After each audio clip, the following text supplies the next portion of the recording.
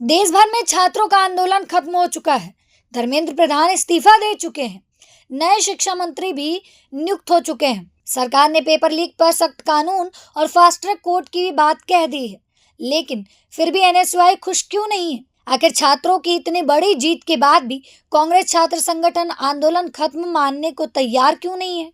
आइए जानते हैं पूरी खबर विस्तार से। सबसे पहले बात करते हैं उस जीत की जिसकी चर्चा पूरे देश में हो रही है। पिछले कई दिनों तक देश भर में छात्र लगातार सड़कों पर उतर रहे थे। दिल्ली के जंतर मंतर से लेकर बिहार, उत्तर प्रदेश, मध्य प्रदेश जैसे कई राज्यों में प्रदर्शन हुए। छात्रों की बड़ी मांग थी कि नीट पेपर और अन्य परीक्षाओं में पेपर लीक के दोषियों पर कार्रवाई हो और तात्कालिक शिक्षा मंत्री धर्मेंद्र प्रधान इस्तीफा दे। आंदोलन बढ़ता गया। विपक्ष खुलकर छात्रों के समर्थन में आ गया। संसद के बाहर और भीतर लगातार हंगामा हुआ। चलो संसद मार्च भी निकला। जंतर मंतर पर लगातार धरना चलता रहा। आखिरकार सरकार ने बड़ा फैसला लिया और धर्मेंद्र प्रधान ने इस्तीफा दिया। उनकी जगह वरिष्ठ बीजेपी के नेता प्रहलाद जोशी को शिक्षा मंत्रालय का अतिरिक्त प्रभार दे दिया गया। इसके बाद प्रधानमंत्री नरेंद्र मोदी ने भी वीडियो संदेश जारी कर कहा कि पेपर लीक के खिलाफ पहले से भी ज्यादा सख्त कार्रवाई होगी और सरकार फास्ट ट्रैक कोर्ट जैसी व्यवस्थाएं लेकर आएगी। यानी पहली नजर से देखा जाए तो छात्रों के कई बड़ी मांगे पूरी हो गई है। लेकिन अब सवाल उठता है कि फिर एनएसयूआई खुश क्यों नहीं है? दिल्ली में एनएसयूआई के राष्ट्रीय अध्यक्ष विनोद जाखड़ ने साफ कहा कि यह सिर्फ शुरुआत है, मंजिल नहीं। उन्होंने कहा कि करोड़ों छात्रों की आवाज सरकार तक पहुंची, इसलिए फैसले हुए। लेकिन केवल शिक्षा मंत्री बदल देने से पूरी व्यवस्था नहीं बदल जाती। एनएसयूआई का कहना है कि असली जिम्मेदारी सिर्फ एक मंत्री ही नहीं बल्कि पूरी परीक्षा प्रणाली की है। इसलिए उन्होंने सबसे पहले नेशनल टेस्टिंग एजेंसी यानी एनटीए पर सवाल उठाया। विनोद जाखड़ ने मांग की कि एनटीए की भूमिका की पूरी जांच की जाए। विनोद जाखड़ ने मांग की कि एनटीए की भूमिका की पूरी जांच हो।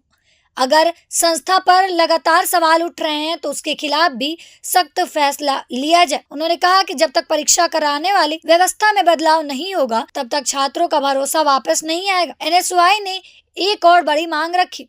उन्होंने कहा कि देश में ऐसा कानून बने जिसमें पेपर लीक कराने वाले को सिर्फ गिरफ्तारी ही नहीं बल्कि समयबद्ध तरीके से सजा भी हो। उन्होंने कहा कि कानून तभी असरदार होगा जब उसका डर भी दिखाई देगा। इसके बाद उन्होंने उन परिवारों का मुद्दा उठाया जिनके बच्चों का भविष्य इस पूरे विवाद से प्रभावित हुआ। उन्होंने मांग की कि सरकार ऐसे परिवारों से सीधे बातचीत करे और उन्हें आर्थिक सहायता भी दे।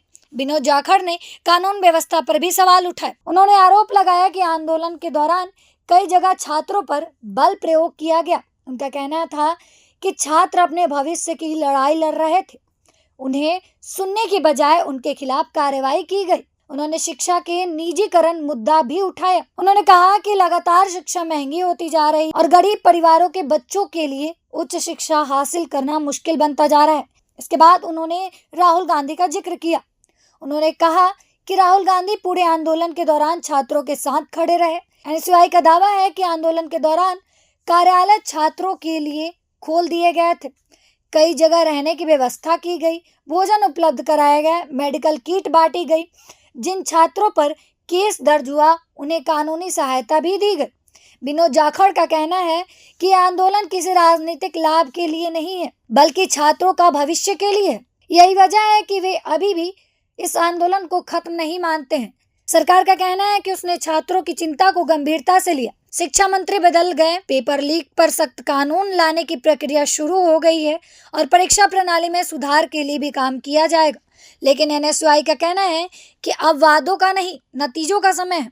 उनके मुताबिक जब तक एनटीए का फैसला नहीं होता, दोषियों को सजा नहीं मिलती और परीक्षा प्रणाली में जमीनी बदलाव नहीं दिखता, तब तक आंदोलन की भावना खत्म नहीं मानी जा सकती। यानी छात्रों की लड़ाई का पहला पड़ाव जरूर पूरा हुआ है, लेकिन एनएसयूआई का कहना है कि असली जीत तब होगी जब पूरे सिस्टम में बदलाव देखने को मिलेगा। अब सबकी नजर सरकार के अगले कदम पर है। क्या सिर्फ मंत्री बदलने से व्यवस्था बदलेगी या फिर सच में परीक्षा प्रणाली में बड़ा सुधार देखने को मिलेगा? फिलहाल इस खबर में इतना ही। मिलते हैं किसी नए अपडेट के साथ, तब तक देखते रहिए प्रभात खबर।